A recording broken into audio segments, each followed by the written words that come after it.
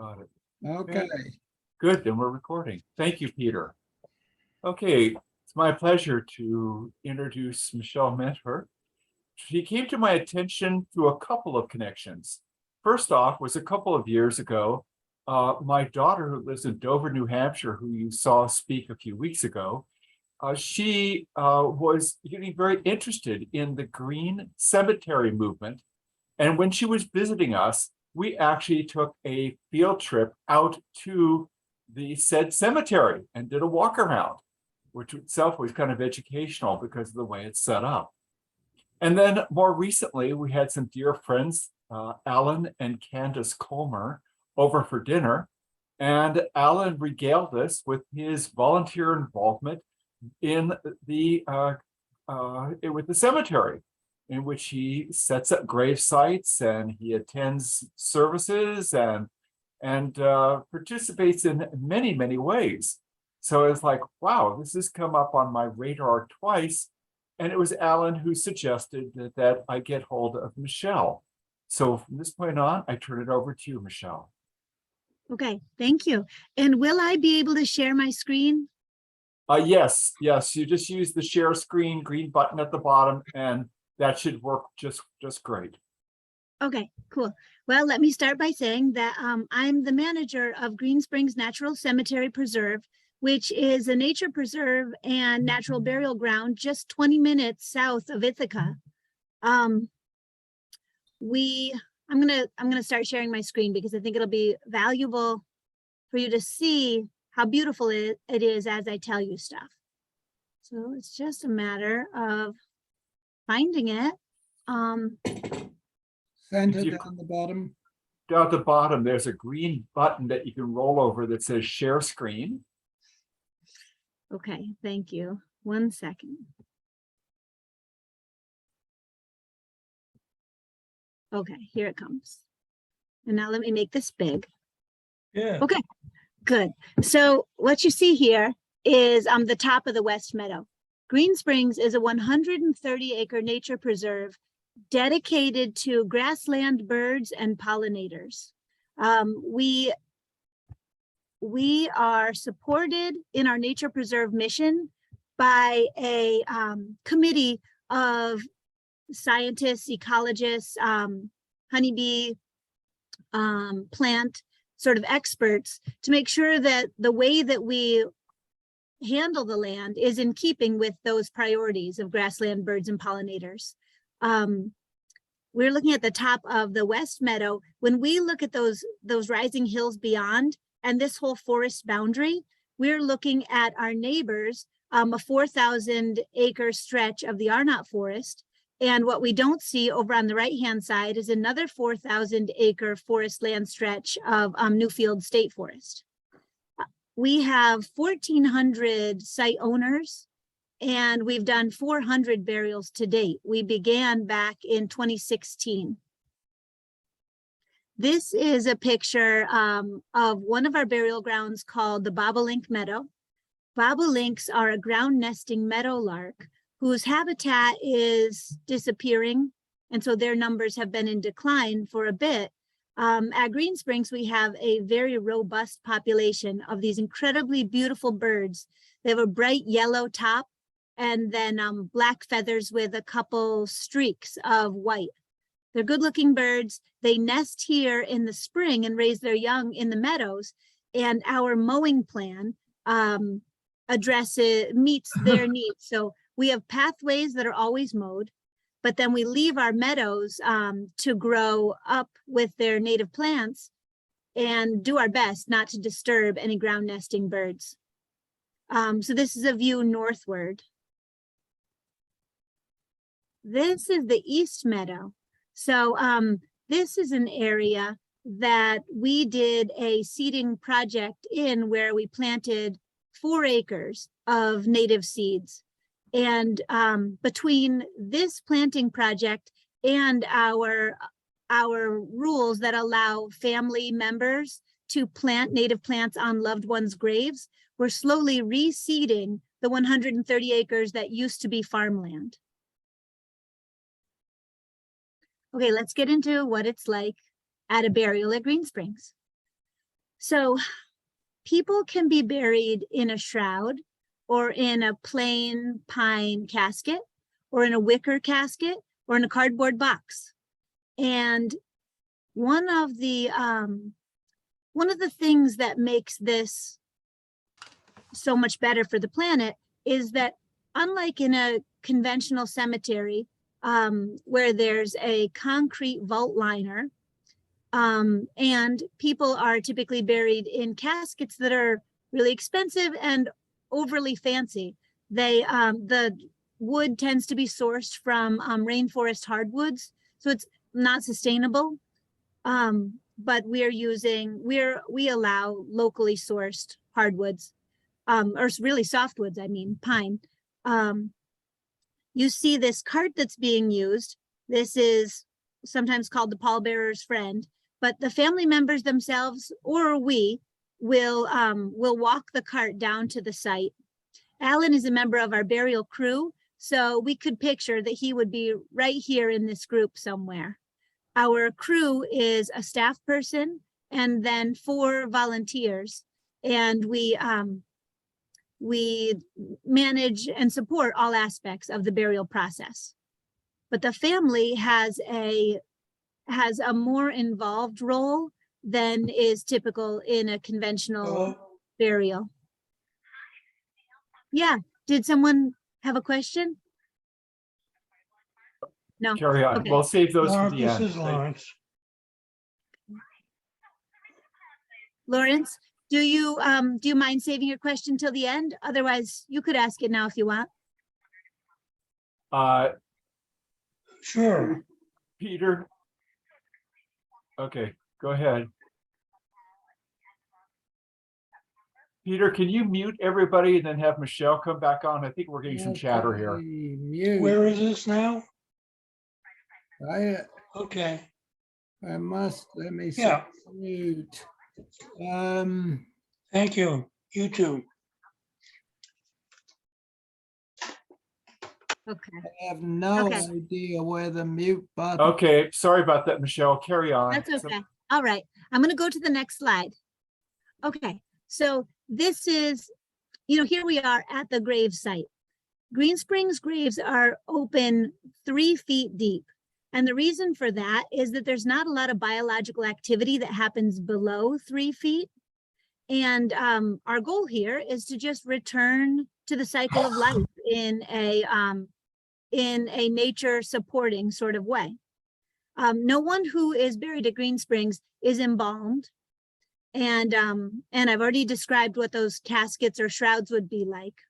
The mound that you see behind these folks was the earth that came out of the grave, and then there's evergreen boughs on top. And when we come to the grave site, the family, maybe entirely or sometimes not at all, are pallbearers. Any people who the Greensprings burial crew is there to be pallbearers to whatever extent we need to. But we lower the person in often after the graveside service happens, usually after. But these folks here are putting boughs in. Sometimes people will put shovelfuls of earth also in, and then we use a backhoe to actually fill the grave. Although every now and again, a family will want to do it themselves. And the people who choose to do it, even though it's incredibly hard work because Newfield is famously rocky for its heavy soil, they do derive a lot of satisfaction in the process. So here is another view of a burial service. The person who has passed is somewhere up in that group that is coming down to the site. The children have come early and they're just looking into a grave, and those crossboards are where the person's casket would sit, and then the service would happen. And here's another scene of people just communing with nature and with each other. There's something, it's very different at a Greensprings burial than it is at a conventional cemetery. And the services are as unique as the person. You know, there have been some that were just quiet. People just sort of stood by the grave opening and wept. And there are plenty where people tell stories about the person. Music is often played. Sometimes poems are read. So there's plenty of, sometimes clergy come from any denomination. The services are free to be the way that the family wants them to be. And, you know, sometimes there's multiple different ways that it'll be within a particular service. Maybe one member of the family is really religious and they want to read a couple prayers, and another family member is really artistic and they may have written an original poem or want to sing a song.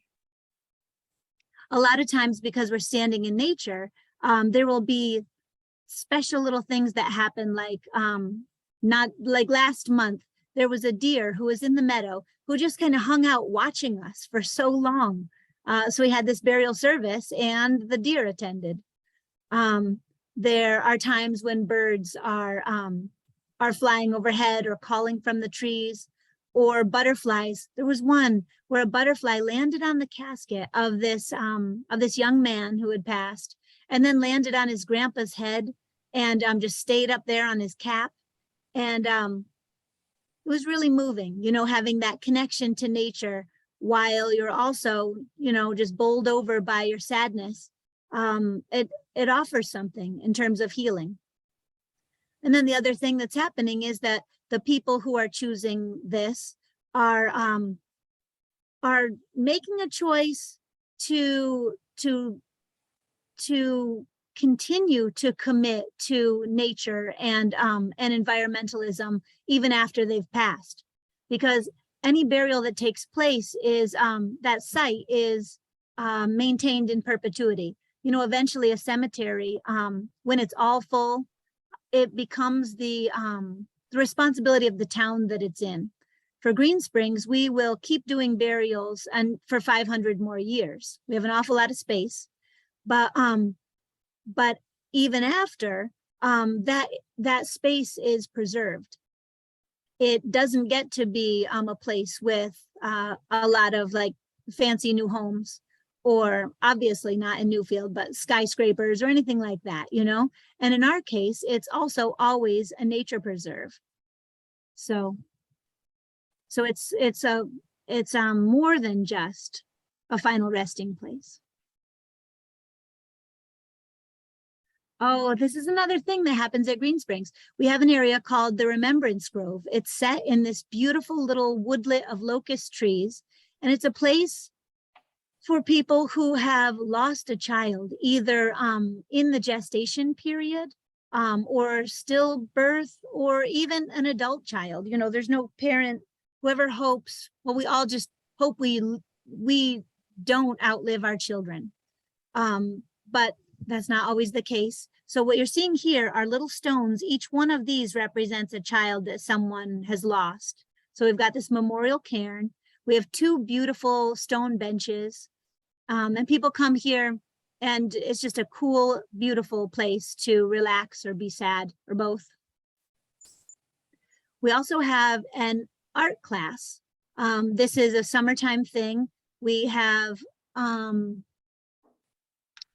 okay, I might come up with her name in just a moment. Oh, Camille Doucette. She teaches watercolor painting and drawing at Greensprings. And we're just gonna grab our chairs and go to wherever it's coolest, or you know, depending on the weather and depending on what we're looking at. But we this is another vision of the Remembrance Grove, and we met here a couple times last summer because it was just the coolest place on our property. This is another great view. So this is up at Leopold Overlook, and Carl Leopold was one of our founders. And this is a bench dedicated to him. He is the son of Aldo Leopold, who wrote a Sand County Almanac, an early book on ecology and natural lands. This is a view actually all the way into the endless mountains of Pennsylvania. This is one of the highest points in Tompkins County. And we're looking mostly south. This is actually part of that 4-acre native seeding thing that we did a good number of years ago. And this is Jen, another one of our founders. And this is a scene from the Bobolink Meadow. This is someone's grave site, and they have planted multiple plants, but including echinacea. And then you see a monarch on that flower. Oh, and there's a fawn. There's a lot of liveliness in these fields. Oh, and some birds that were born there. And then this is the last in the slide. This is just someone that was just taking it easy on the path to the Leopold Overlook.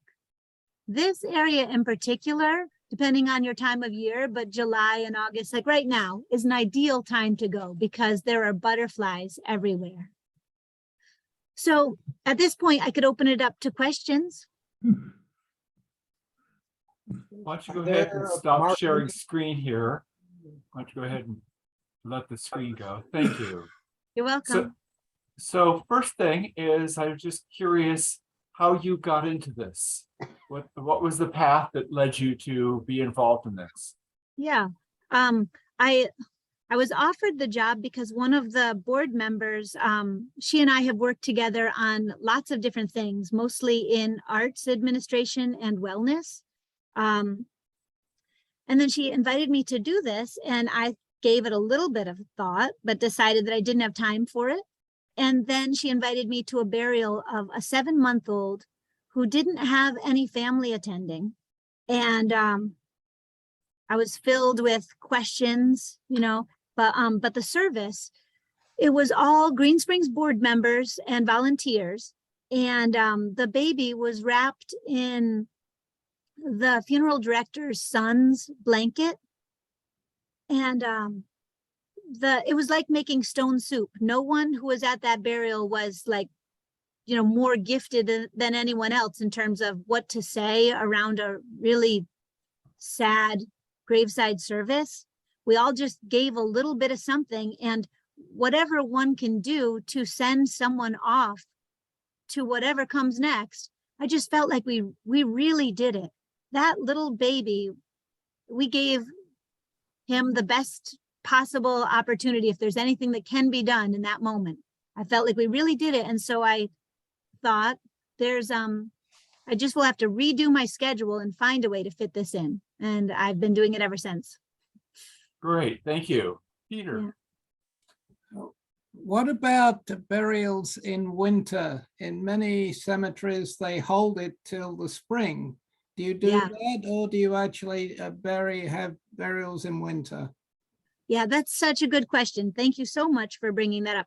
We do it all the time, any time of year. There have been burials where we had to chip. So, you know, we open up the grave the day before, and there was a time when the grave had filled up with water, and then ice had formed that was a good solid inch thick on top. And so we had to plow down to the gravesite, and then we had to chip off the ice, and then we had to pump out the water. And yet, when the family arrived, we had that grave beautifully decorated with evergreen boughs at the bottom, and the mound had evergreen boughs on it. And yeah, so there's nothing that can keep us from opening up a grave. We even have this big tank. It's like this behemoth thing that can sit on a site and warm it up. That's propane fired. And if we've ever had to use it, we only used it once. I'm not sure we ever had to use it. But yeah, because we insist that anyone is buried within 7 days, we you know, it's part of that natural outcome that we have to also be ready to bury them, and we can every time. Yeah, I've been to a burial service that at Greensprings a couple of years ago, and it was in the winter, and it was snowing, and it was very touching, and you know, fitting that it should be done in an appropriate time, and the person involved was Jewish, I believe, as I remember. So it was done quickly, and it was lovely. Are there markers for the graves? Yeah, another great question. So some people don't choose to have a marker, but anyone can have a marker, and that would be a natural field stone. And it can be engraved with whatever you want. There's one that says "She kicked ass," and there's another one. There's another one that says "Queen of the World," and then there's others that just have the name and the date of birth and the date of death, and others that have quotes or poems. But they're installed flush with the earth, so that our mower, I don't know that I said this, we don't mow all of our burial areas until late fall when the goldenrod is down. So the pollinators do everything that they need to do, and then we come through and we mow all of our burial areas late fall, and the remaining acreage we mow on a once every 3-year cycle. If one of my progeny comes looking for me 100 years from now, do you have a map of who's buried where? I mean, they're going to be able to find the grave of their loved ones? Yeah, so we have what I think will be considered the old-fashioned way in effect right now, where you'd walk into the office and look through a book and find your loved one's name and their site number. And then in the meadows, each meadow is labeled with a sign, and then there are these markers that have a letter and a number. But what we're moving toward, we're in the process of it right now, is having GPS coordinates for each site. And who knows what things will look like 100 years from now, but in the not too distant future, someone could use their phone to walk them to a site. But what we also do, anytime someone requests it, as long as we get at least a day's notice, we go out and mark the site for them, and can scan or take a picture of a map with the walking directions, like highlighted in yellow, and then send that over to the person too. So we do make it a priority to support people trying to find their loved ones. Peter. So is the plan to always keep a meadow on the grave sites, or is any going to revert to woodland in some way? That is also a good question. That one is the type of question that we are working on tackling as part of our comprehensive plan. So, we're 16 years old right now. And as an organization, we're sort of shaking off our humble beginnings, and we've become a really strong and viable institution. But some of those really big questions have yet to be decided. There's talk either of, once it's entirely full and there are no more burials there, the possibility would be to let it grow back up into a forest and then just maintain trails. But there's also the possibility that that we maintain it as open meadowland in perpetuity. So another piece of that is this has to be determined also by the comprehensive planning committee and then through board approval. But one thing that keeps us from being at the highest kind of level of certification with the Green Burial Council, which is a certifying entity that can confirm how green a cemetery is, would be a relationship with the Finger Lakes Land Trust. And so we need to answer some of those questions internally and then get that relationship going with them so that they support us living into that intention in perpetuity. Very good. Yeah. With all that heavy undergrowth, do you have to worry about ticks? Well, in all my years there, so 5, I have yet to see a tick, but I don't think that we shouldn't assume that they're not there, but I have to get into sometimes plant matter that's way past my hips And so far so good. But I think maybe they also, maybe maybe they migrate a little bit, or maybe, I'm not sure. So far so good. But we also have those open paths. So if you stick to the path, I'd feel pretty confident. And I know some people tuck their pants into their socks. But yeah, it's certainly not very ticky because I've never experienced it and I've never heard of anyone else having a problem. Mhm. So I had a question. You have somebody who's joined us for this meeting, Karen Davies. Oh, Peter, is that one of your people? Yeah, it's my daughter. Okay, fine. Thank you. That's right. Hello. Okay, great.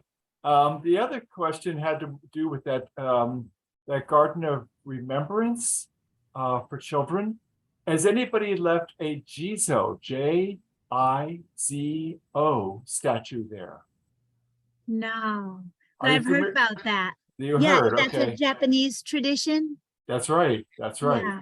Yes, yes. It is the, you might say, the patron saint of the unborn, the aborted, the children lost early on in life.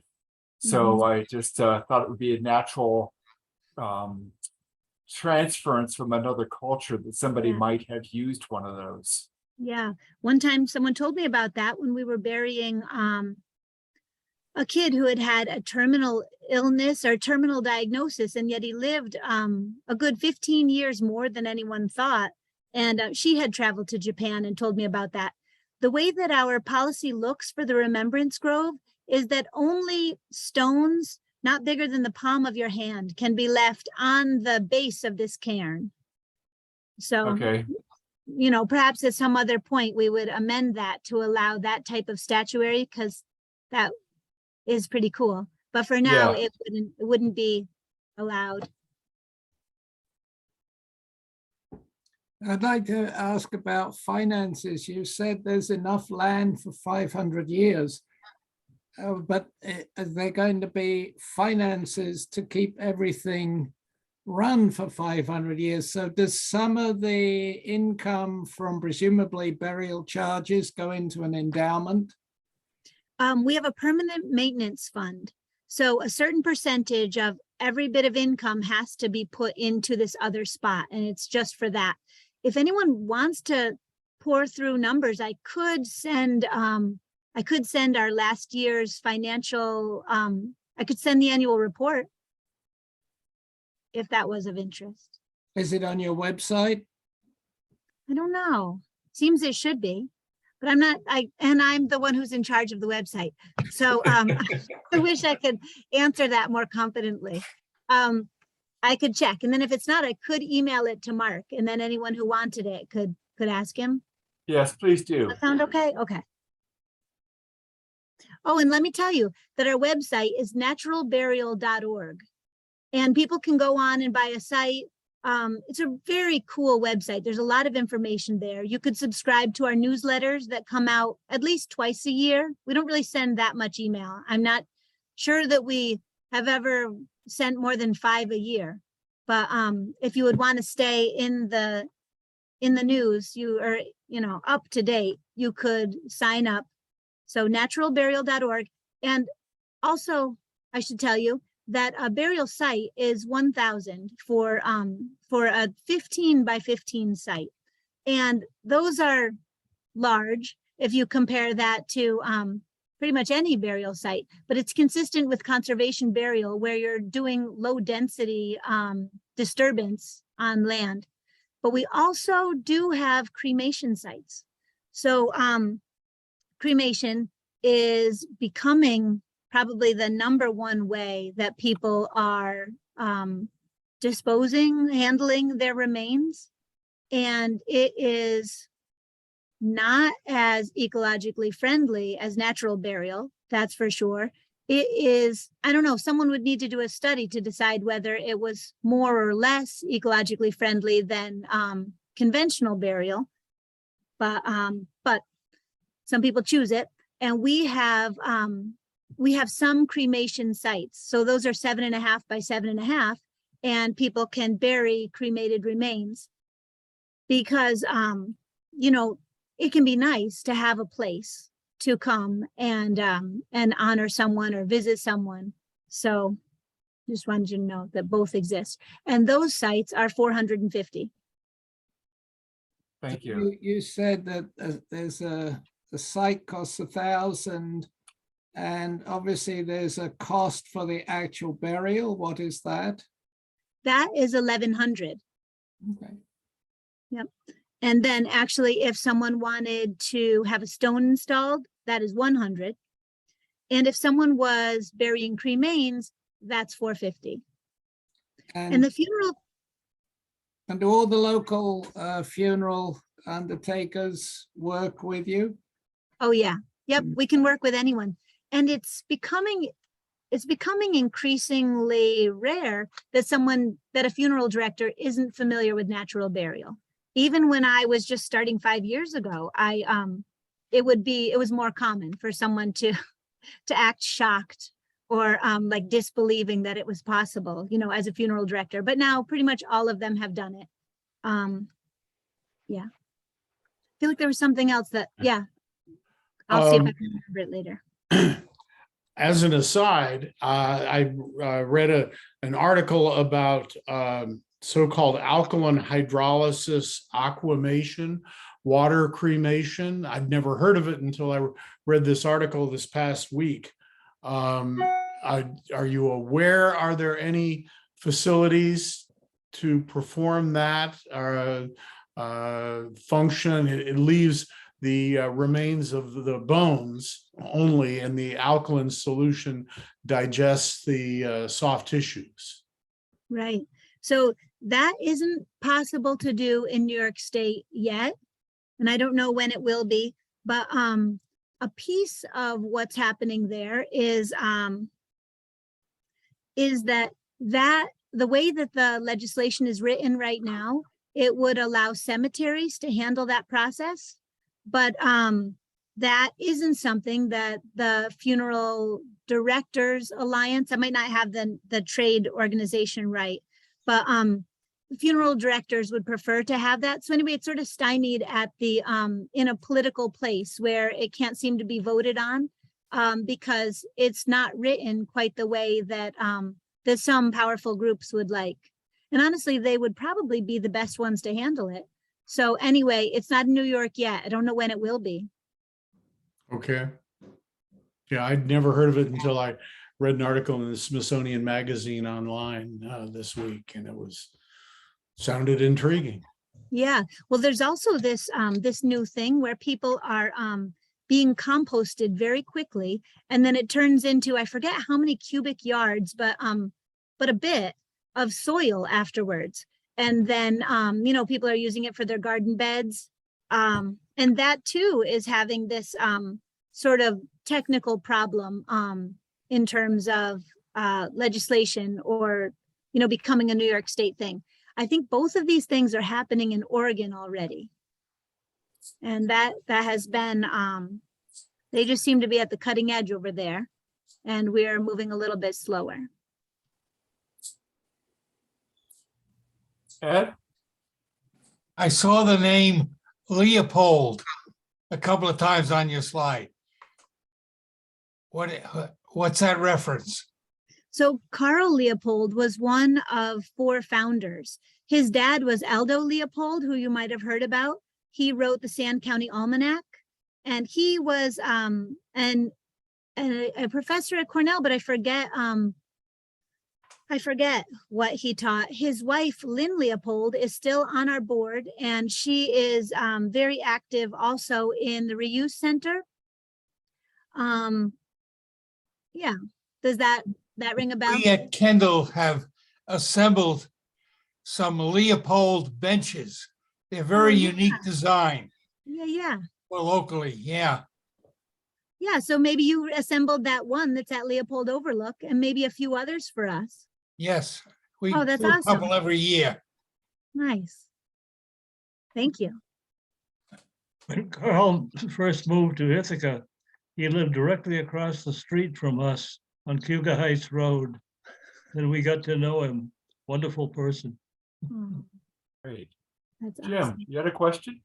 Yeah, Michelle, have you ever run into a situation where a body has had to be exhumed or moved? Oh, no, not yet. We're legally required to allow that. So we do, but so far that hasn't happened. Okay. You know, I guess I remember someone wishing to do that somewhere else and then wanting to move them to Greensprings, but none of that has happened at this point.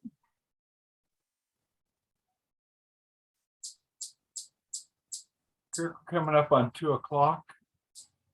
Okay, Everybody- I'll stop the recording now then.